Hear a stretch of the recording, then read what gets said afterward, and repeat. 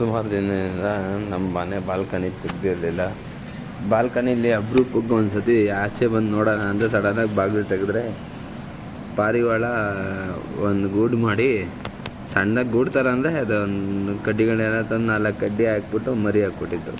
ನೋಡಿ ಇದೆ ಆ ಪಾರಿವಾಳ ಮರಿ ಹಾಕಿತ್ತು. ಸರಿ ಅಂದ್ಬಿಟ್ಟು ನಾನು ಏನು ಮಾಡಿದೆ, ಏನು ಮಾಡೋದು ಬೇಡ, ಮೊಟ್ಟೆ ಇದೆ, ಸಾಂಗ್ಗಳು ಇದಾಗ್ಬಿಡುತ್ತೆ ಅಂದ್ಬಿಟ್ಟು ಹಂಗೆ ಬಿಟ್ಟಿದ್ದೆ. ಸುಮಾರು ದಿನ ಆಯಿತು. ಸುಮಾರು ದಿನ ಆದಮೇಲೆ ಅದು ನೋಡ್ತೀನಿ, ಅದು ಮೊಟ್ಟೆ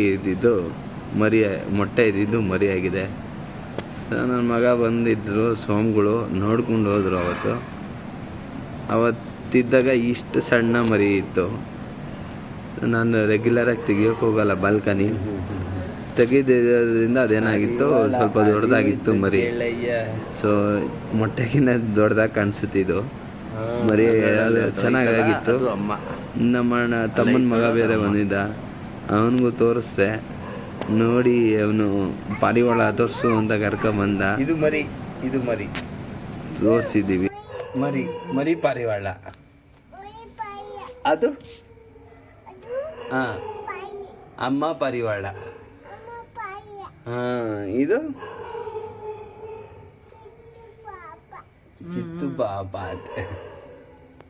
ಇದೇನಿದು ಬೈಲಿ ಇಲ್ಲಿ. ಇದು ಯಾವ ಪಾರಿವಾಳ? ಇದು ಯಾವ ಪಾರಿವಾಳನು?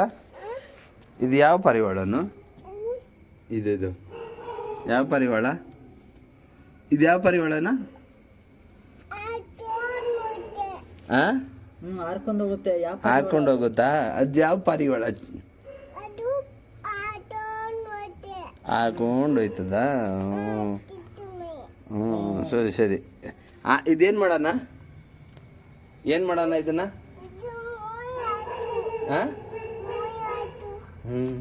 ಸರಿ ಬಾ ಹೋಗೋಣ, ಟೈಮ್ ಆಗುತ್ತೆ.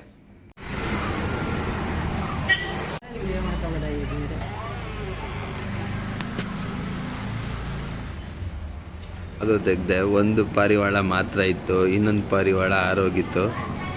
ಸೊ ಇನ್ನೊಂದು ಆರೋಗೈತಪ್ಪ ಎಲ್ಲ ಇದೆ ನೋಡಿದ್ರೆ ಆ ಕಡೆ ಕಿಟಕಿಲಿ ಕೂತಿತ್ತು. ಸೊ ಇನ್ನೇನು ಮಾಡೋದು ಅಂದ್ಬಿಟ್ಟು ಬಾಗಿಲು ಹಾಕ್ಕೊಂಡು ನಾವು ಬೇರೆ ಮಾಲೆ ಹಾಕಬೇಕಾಗಿತ್ತು. ಸೊ ನಾವು ಬಂದು ಇವತ್ತಿಂದ ನಮ್ಮದು ಬ್ಲಾಗ್ ಸ್ಟಾರ್ಟ್ ಆಗುತ್ತೆ. ಎಲ್ಲ ಲೈಕ್ ಮಾಡಿ, ಸಬ್ಸ್ಕ್ರೈಬ್ ಮಾಡಿ.